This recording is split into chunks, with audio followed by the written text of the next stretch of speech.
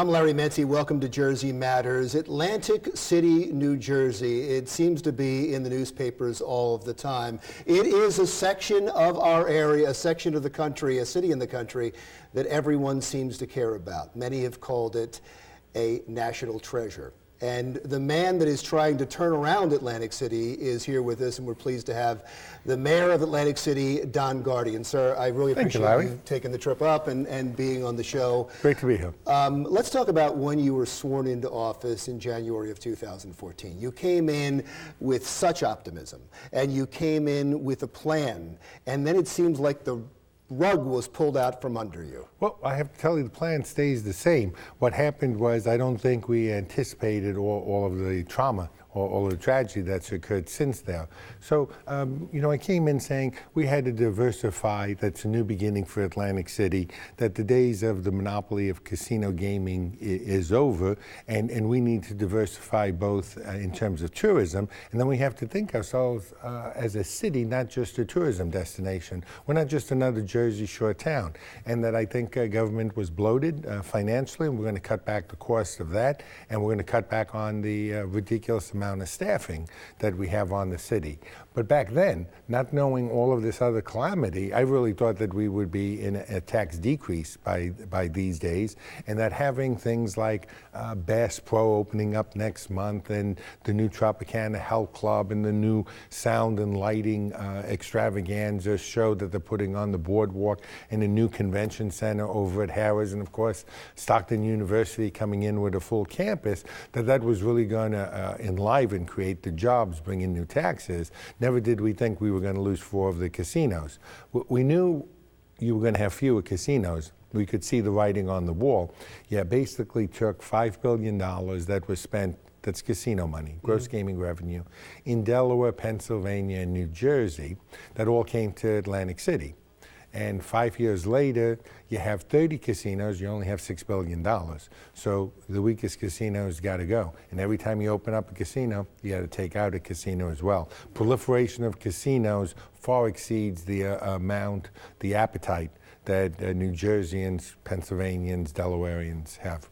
Yeah, and I don't want to talk more long-term, but let's talk short-term right now. You have many casino workers out of work. Well, the report was about 10,000 jobs that were lost, but only 5,200 people actually applied for unemployment. Is that because they left the area? Well, so I think a couple of things. You got a good point. So, Larry, I think they left the area. If you could retire, you certainly retired. Some went back to work for another casino, and some of them were part-time jobs. So you're still hurting. You were making $50,000, but it was a $25,000 job. You still have the $25,000 job, but you don't have the second one. But there's no question that the loss of jobs affects South Jersey. Atlantic City was never able to capture the jobs, so only 10% of the casino workforce actually came from Atlantic City. So likewise, only 10% of the loss comes for Atlantic City. Those people having a tough time, that's my residents. That's where we got to find retraining and new jobs for. But you retrain them for what? So Bass Pro, 220 jobs opening up in 2 weeks. Tropicana, 310 jobs opening up with retail, a new health club. The new conference center at Tropicana. Certainly Stockton College creating a university. September alone, they're going to open up with 1,500 students, 500 which will be residents. So immediate jobs coming in those locations. And we have 550 homes that are under construction in a town that didn't have 51 homes built in the last 5 years. So for construction, we're back in the game again. Cranes are in the sky.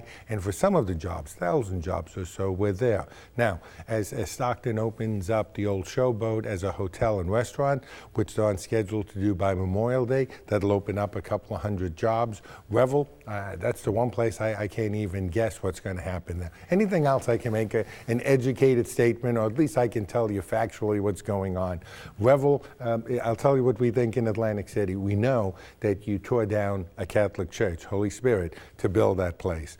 and they're saying there's bad vibes there. I'm thinking it might have been an Indian burial ground, because no one has been more plagued than this poor building. I think it might have been a poor architect. When you went into Revel, it just didn't seem to make sense. It's structurally stimulating, the building. From the outside. Yeah, from the outside. It was when it For didn't. the inside, I don't think it comes together well, but it had fabulous restaurants, and it had a cool day club and a nightclub, and the spa was great. It just didn't come together. So all those places did really well. The bars did really well. But as a building, just didn't make it. You know, it's interesting. I said to you, what are all these people going to do? What are you training them for? And you listed off. You went through a long list of successes. You went through a long list of things that are opening in Atlantic City. That doesn't make the media. No, because you guys cut that out when I'm talking to you and get the 1 minute about me talking about Revel. You mentioned one thing that I want to talk about when we come back in the next segment. It's something that I didn't think Atlantic City got enough credit for.